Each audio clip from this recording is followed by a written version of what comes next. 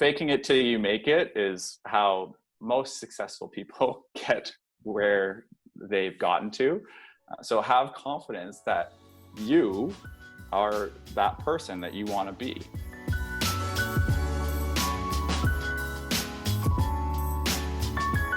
Hey, I'm Becca with the Happy Ever Crafter, and in this episode I'm talking to Gareth from Maker House, which is an awesome store in Ottawa that has a bunch of local makers, and it's one of those places where you just walk in and want to spend all your money if you're a creative person like me. But today Gareth is on the show talking about 5 lessons he's learned from working with over 200 makers like you and I. And he drops so many knowledge bombs. This is a really long episode, but a really good one. So even if you can't watch it on the screen, just pop your headphones in and leave the audio playing, because you're going to absorb so much information from it and feel like you probably have to listen to it more than once. So without further ado, let's just jump right in. Gareth, welcome to the show. Hey, Becca. Thanks for having me on. I just want to tell everybody that Gareth and I have literally been talking about having him come on the show for 2 years. Like, we've brought this up so many times because we're friends in real life, and I've just been like, I need you to come on the show, but trying to line it up just hasn't worked. So I'm excited to finally have you here. Yeah, me too. It's like a dream come true. I wouldn't go that far, but okay. For me, it is. Yeah. So Gareth, I feel like you're one of those people who, like, I could have you on here to talk about any topic related to like creative entrepreneurship or building a creative business or building a community, or honestly just anything to do with like makers and creative people and stuff like that. And I know you crush it at talking about any of those things. So it was sort of hard to figure out what we wanted to talk about on this. But Yeah. But before we like get into any of it, because we do sort of have a plan, and I'll run people through that in a second, but can you give us a little, like, in a nutshell, who you are, what you do, what Maker House is, and all that stuff for people who aren't local? Yeah, I would love to. So Maker House is my company, started 5 years ago, and we were started as a little pop-up shop for 3 months. We work with now over 200 different Canadian makers. So we're a store that our mission is to bring the maker movement to Main Street. And we also sell furniture in addition to all these handmade, homewares and art. Again, all made by different Canadian, mostly small batch companies. Think of Etsy, but in a store. Or a lot of people walk in and they're like, this is like Pinterest come to life. I love that. I was going to say that one of the things that, I don't know if I've ever even said this to you, but one of the things that like always stuck out to me about you and Maker House and just the whole, like all of it, was that it just comes across as such a, like it's a business, but it feels so like selfless in a way. Like, it doesn't feel like you're out there to try and make money. It feels like you're out there to try and build a community and like really support these makers. And it just, like, I love how your mission is very much like a help people first, and then the profit will come later. And it's amazing to me to see how well and how huge this thing has grown since I first met you, based on that, like based on, that being your mission. Yeah, totally. It's something that thankfully has gone, I guess, according to plan, where we did want it in our DNA that we give back through craft change. But we also, our mission is to build a platform for makers, so which gives obviously them a chance to connect with more customers. So it really is about building community and and providing a service to everybody, whether it's the makers, the customers, the community. Also, building jobs as we grow with our staff of now 10 people. Okay, so you said that you work with over 200 makers right now. Correct. Yeah. Okay. And so just so everyone knows, like, before, I alluded to this earlier, but we had a hard time figuring out exactly what I wanted Gareth to come on and talk about, because I knew that whatever he talks about is going to be valuable, but we couldn't figure out what, because there's so many different things that we could touch on. And so I asked Gareth if he could possibly somehow narrow down 5 things that he's learned from working with this many makers. And this, like, the makers are the people that are listening to this show right now, like people who make mostly calligraphy stuff, but like cards and signs and, lots of stuff like that. I feel like there's a lot of them that are doing stuff like exactly what's in your store. So I asked Gareth to narrow down like 5 things that he's learned over the years from working with all of these makers. And so Gareth, did you come up with 5 things and only 5 things? I did. We'll see if it's really only 5, but I tried to pull them into like umbrella topics. So Yeah, so okay, maybe I'll just let you kind of jump in, and then if I have something to say or add, I'll assert myself. amazing. Thanks, Becca. All right. So the first point is that everybody has a dream. You are not alone. And, it's like the John Lennon lyric. You may say I'm a dreamer, but I'm not the only one. And essentially, few people end up doing it because it is really hard to take that leap and to build your own business for whatever reason. We all have a context in our own life. A lot of people have imposter syndrome. So that's something I wanted to talk about. Because when you have imposter syndrome, you do feel alone. You feel like maybe you're the only person who feels that way. But almost everyone I've talked to in the maker world has that. The only way you maybe wouldn't have that is if you had like a lot of background and training, or maybe you've already worked in a field for a long time. Like maybe Even now then, after. even then, I feel like those people have imposter syndrome because, for example, like I know someone who is like a super master calligrapher, but he feels like he has imposter syndrome when it comes to being on social media or teaching online because he's not used to like that aspect of things. So everybody has imposter syndrome in a certain different way. Right. And if you're someone who likes to learn and grow and try new things, then yeah, it's never going to fully go away. It may, again, just be a symptom that, okay, you're doing it right in a sense that you're pushing yourself. So we're all finding our own way and in a lot of cases kind of making things up as we go, making educated guesses, learning from what we've seen other people do and what we think is the right way to do things. But it's okay to feel that way, I guess is the whole point. And don't think of it as a barrier. I would say try to flip it to a positive, that this means you're pushing yourself, and recognize as well that everybody else feels the same imposter syndrome. And hopefully that may diffuse it a little bit to a place where you can kind of just set it aside and recognize that, okay, it's not necessarily a bad thing. And I'm just going to focus on learning this new thing. So that's point number 1. Even people highly educated in a field will lack confidence sometimes in their next step, like you said, Becca. Faking it till you make it is how most successful people get where they've gotten to. So have confidence that you are that person that you want to be. Tell people about it.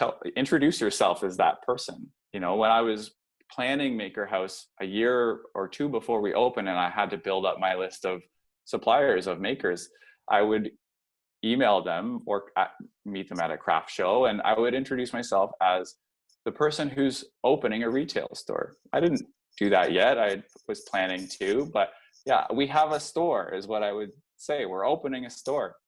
It hadn't happened yet. This is who I wanted to be. And just introducing myself as that, and then telling the story of the business, like the whole kind of elevator pitch, trying to cram it into a minute. Obviously it helps you test the assumptions and whether people respond to what you're saying, but it builds up that confidence internally that this is who I am and who I can be. It does sound weird, but I remember specifically like the first time I introduced myself as an artist versus like when I had a full, and it was at the same time I had a full-time job where I was not an artist, but I knew that eventually I wanted to transition to becoming an artist. And so I started introducing myself as that instead of as my full-time career. Right. And it really, like, it sounds weird, but it makes a shift in your mind. Isn't that empowering? And the biggest fear is like, oh God, like, are they going to question me, or like, do they want to see my credentials or something? No, nobody cares. They want to believe in you. They want you to succeed. So it really is encouraging. You gain confidence from their encouragement and belief in you. So it'll help to snowball if you kind of just start owning it and putting it out there. So don't be afraid to do that, because again, people want to see you succeed. All right. So that is point number 1. Point number 2 is that it does take more than a passion to turn that into a business. So to taking a fun hobby and turning it into a job, it's more than a creative success, obviously. You'll need to know what business success looks like. So it may not be for everyone to deal with turning something that you're really passionate about into a business. If you don't want stress associated with your hobby, for example, there's so many people out there. Like, for example, my wife, she was amazing. She still is amazing at baking. And so she would bake things and take them to work and give them to people. And everyone would say, you need to open a bakery. And that stressed her out to think about so much. We even joked about like, oh, we have Maker House. Maybe you should open Baker Spouse. And that would be our sister business. And she just hates the idea of baking for someone who's like paying and there's a timeline. So if that's the feeling you get when you think about turning your hobby into a job, then maybe it's and it's okay. It may not be for you to do that. So yeah, just kind of gut check yourself on whether or not you would want your hobby to be potentially tainted by that stress, or if you really do want to hold on to the pure recreational joy, let's say. Yeah, and this is the part I was saying. I was having this conversation with somebody yesterday because he asked me for advice on, whether he should take his passion, like his art, and turn it into a full-time job, and how he should do that and stuff. And the first thing I said to him was, you need to make sure that you're okay with losing it as your hobby. Because the minute you turn it into something that you need to make income for, to make a living, it's no longer like something you sit down to do for relaxing me time. Right. And you're going to need to find a new hobby. Because like calligraphy used to be my hobby, and I don't do it just recreationally anymore. And it's sad to say it, but it really does happen. So like you said, gut check yourself and make sure you're okay with that happening. And it's okay to say no. All right. And maybe there's another idea later on that you would be okay with that. Next point on this, under this topic of, beyond the passion, what would it take to turn something into a business? And I always recommend people take time to develop kind of a brand and a business plan before they really push it out more aggressively into the world. You can play with things and run ideas past people, but before like launching it, let's say, I recommend you have a business plan. I know that's like the least fun thing that anybody can do. It certainly was for me. We were seeking some financing to open the store because you need some cash flow, and they require a business plan. And like, you have to revise the cash flow projections a few times. And I'm like, really? Like, can't we just, it's obvious this is going to work. Like, let's just do this. But it was the best thing that someone ever forced me to do, because that was a game plan that it guided, the next 5 years, and also told me like, where are we? Are we hitting our goal for year 1, year 2? And also helped me work through exercises like these advisors, like there's support for this kind of thing, and you should seek that out. Local kind of, we have Invest Ottawa here in Ottawa, and usually there's a local agency that will help you for free to develop this kind of thing. One of the questions they asked me was, how are you planning to deliver your furniture? And I'm just like, what, deliver? Like, people are just going to buy it, right? No, there's a next step to that. And I'm like, okay, well, I guess we would figure out like a delivery, I don't know, $20 to deliver something. He's like, no, you need to look at like, okay, IKEA charges $60 for delivery. You shouldn't be cheaper than IKEA.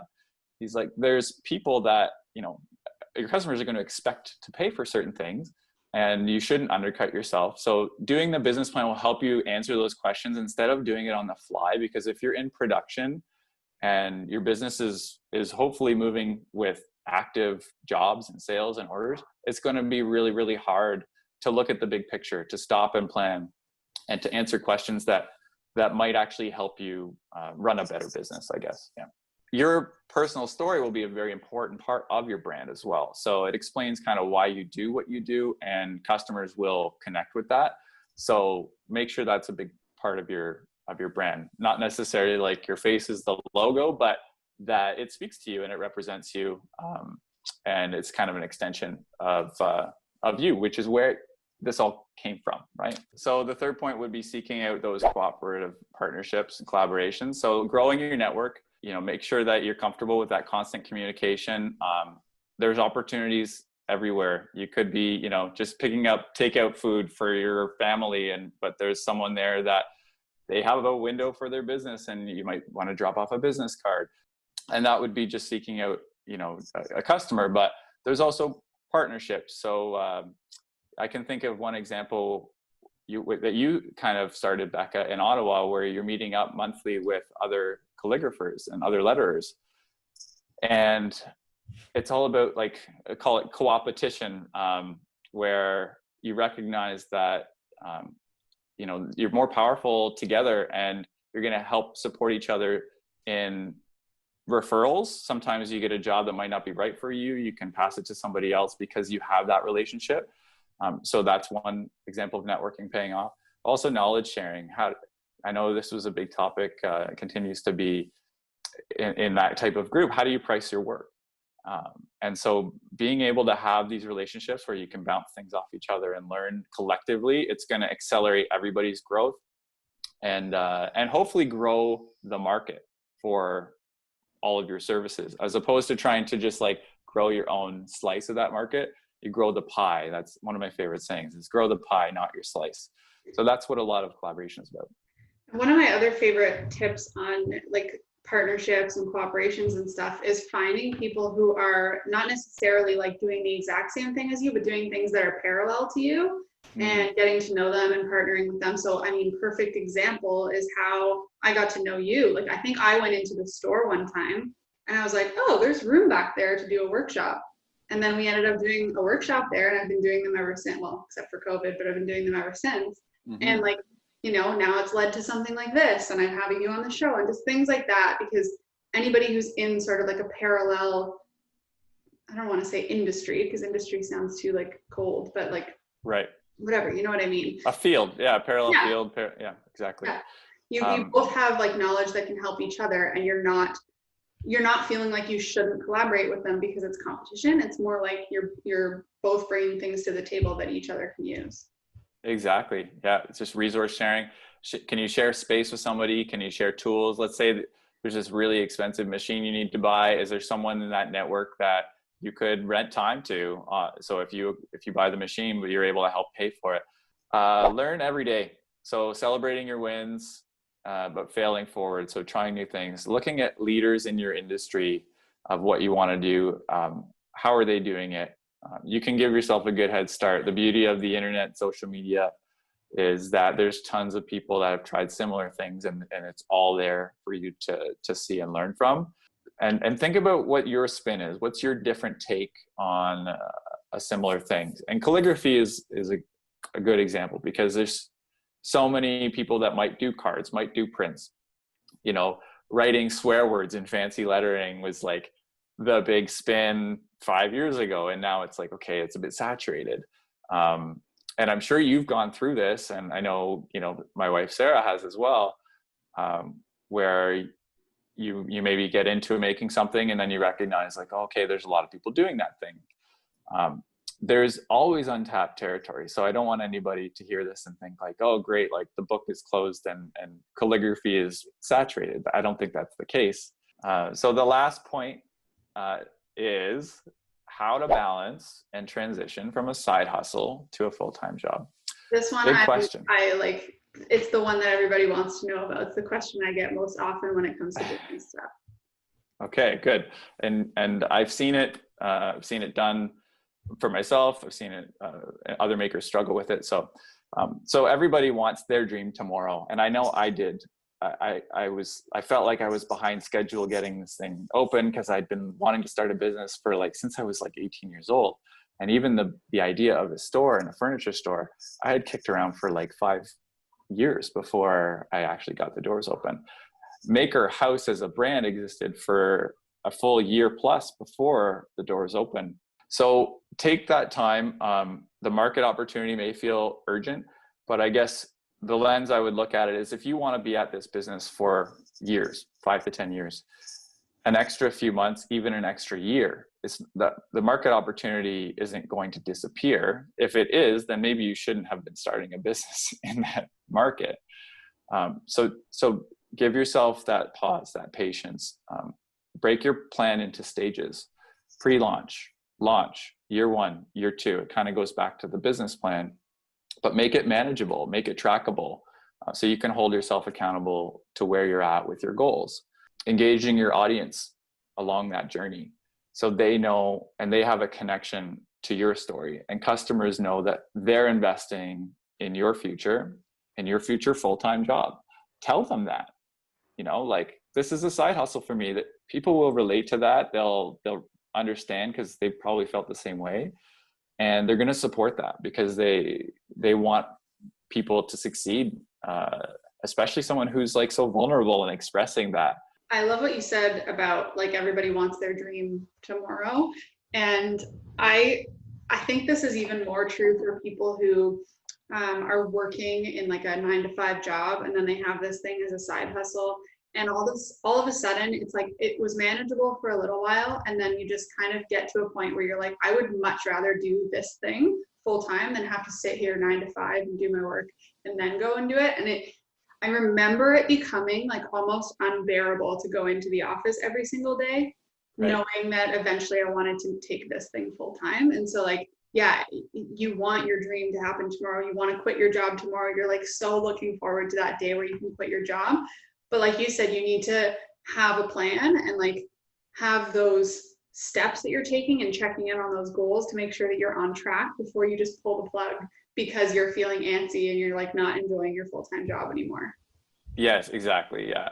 Well, and it comes back to that question too about whether or not you want to turn your passion into a job, because it puts even like that's already enough pressure knowing that you're turning your passion into a job, but it's exponentially more pressure when there's a financial burden on it too, and you're like you don't have the income of your full-time job to help support starting this new business. Like it costs money to start a business, and if you don't have a ton of revenue coming in, you need that money to help you get it off the ground. Yeah, exactly. It's all trade-offs, and I think that is a better outcome than feeling crushed by the pressure to succeed right away. Mm-hmm. And you can avoid that by balancing it a little bit early on, or just sort of getting all your ducks in a row and having your plans set before you make that leap.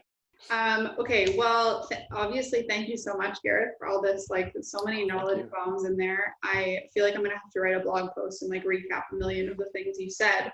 But I want to make sure that everybody watching knows where they can find you and like check out. I know anybody who's watching in Ottawa probably knows where Maker House is and can go and get stuff. And they probably, anybody who's in this maker space has probably already explored it and spent a bunch of money there. But people can shop online throughout North America, you said, right? So anybody who's watching and isn't in Ottawa can still go get stuff? Yeah, 100%, especially if you have like a Canadian connection or you just like rustic kind of cottagey, organic things for your home, or if you like doing DIY kits, if you're crafty, we have one of the biggest selections. So just go to makerhouse.com, or you can follow us on Instagram at makerhouseco. And we're pretty active on there. So you'll see lots of new arrivals, especially right now. We're just gearing up for a hopefully very busy COVID Christmas season.